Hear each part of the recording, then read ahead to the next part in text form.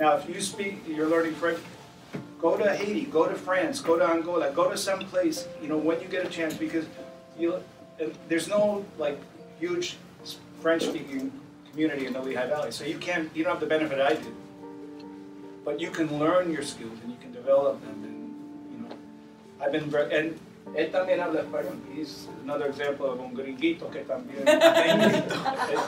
You want to tell a little bit about your working in San Francisco and AmeriCorps? Yeah. So I first moved to, after I graduated from college, moved to San Francisco. I worked for AmeriCorps, which is like the domestic Peace Corps.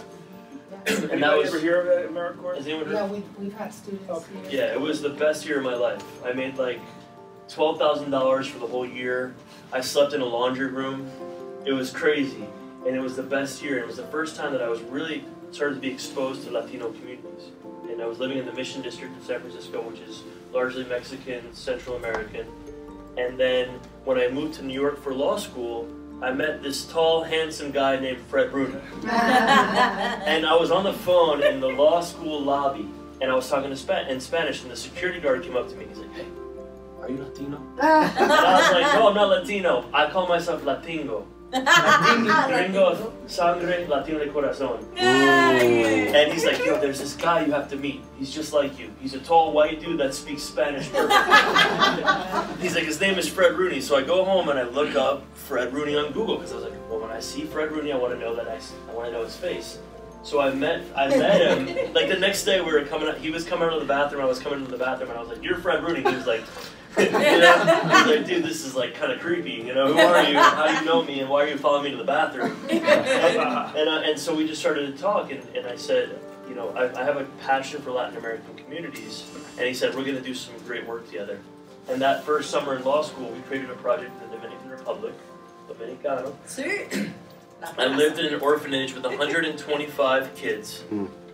So my man, the best way to learn a language is just go live with 125 kids. Trust me, they will never stop talking to you.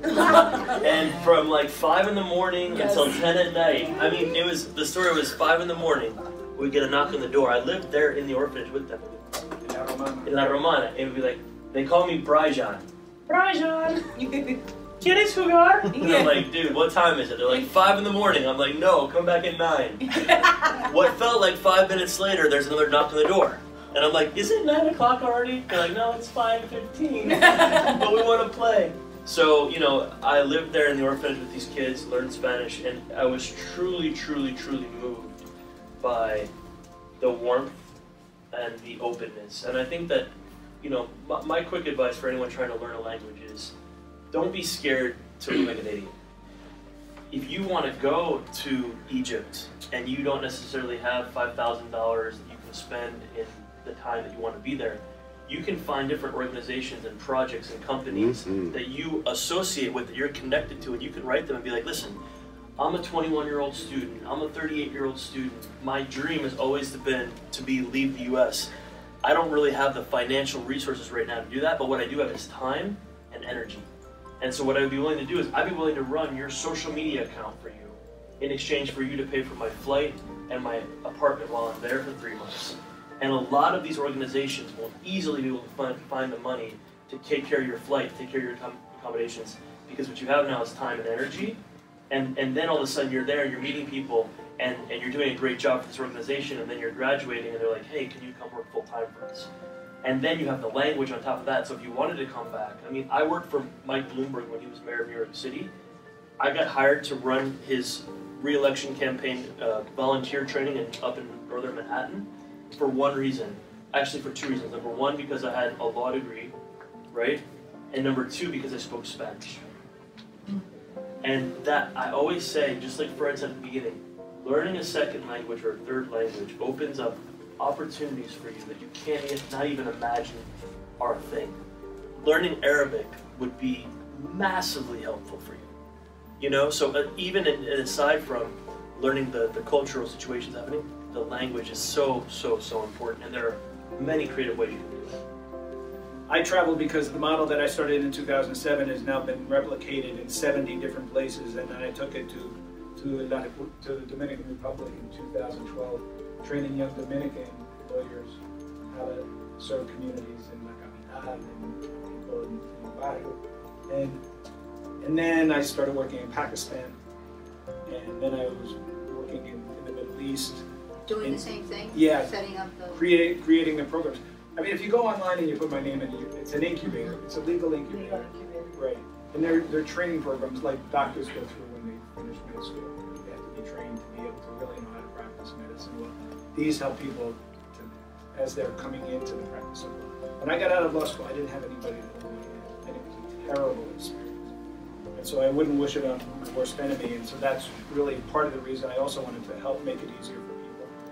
The universe, or the powers that be, or whomever, have a way of helping people who are really trying to fulfill the word that we're supposed to fulfill with respect to others. Doors will be open when you didn't think they'd be open because it works. And I mean, I think we're all living. Even today, I mean, you're doing the work that you love and you're passionate about it, and you help young people. I mean, we got a very limited time on this earth. Sometimes we think we're going to be around forever, but we're not. And so we have two options: either just kind of go with the flow, or try to use the time that we have to help you. And again, I promise if you do, your lives, not only will your lives be enriched, but you'll also enrich the lives of people who you come in contact with, and who become the beneficiaries of your kindness and your compassion. I mean, I don't care if you're Christian, Jewish, Muslim, no religion at all, Hindu, all of the basic religions of the world, philosophies talk about the idea of using our lives as an instrument to foster peace and love and compassion. And it's just not, words.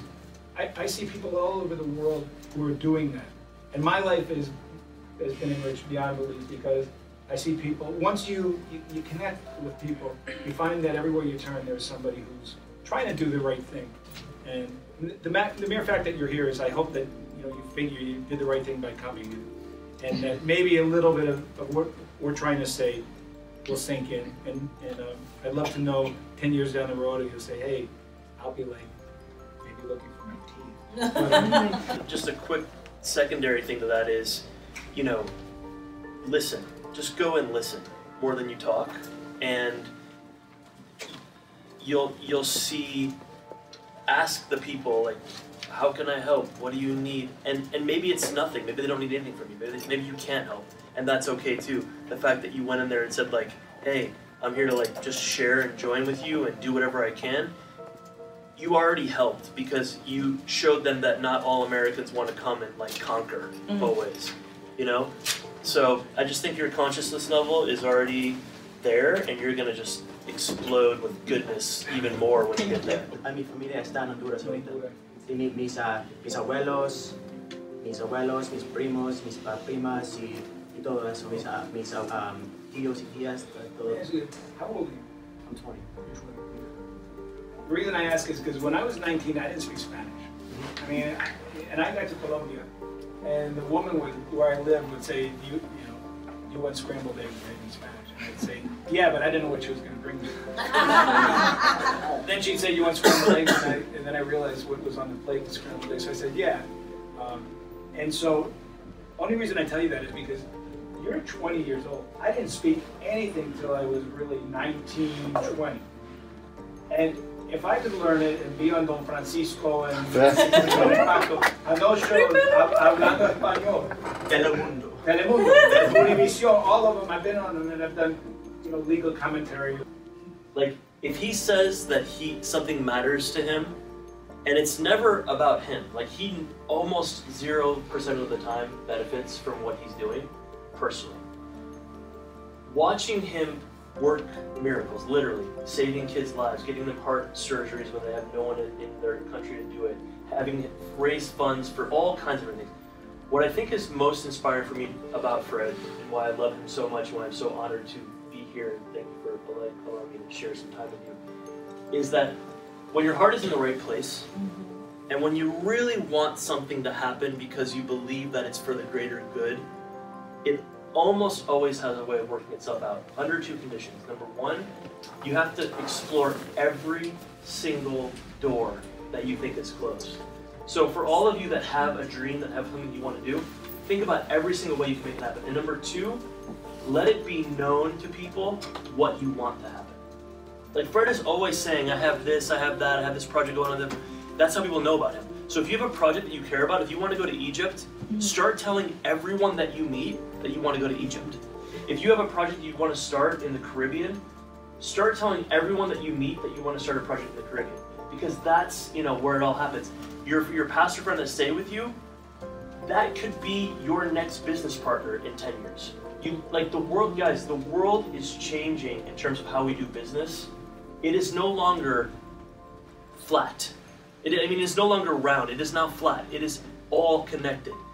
This guy, David, I met him today. His story is insane. Like insane. Like I heard his story and I was just like, I actually feel horrible about my own life now. I'm like, dude, you actually make me feel horrible about my life right now because you are so incredible.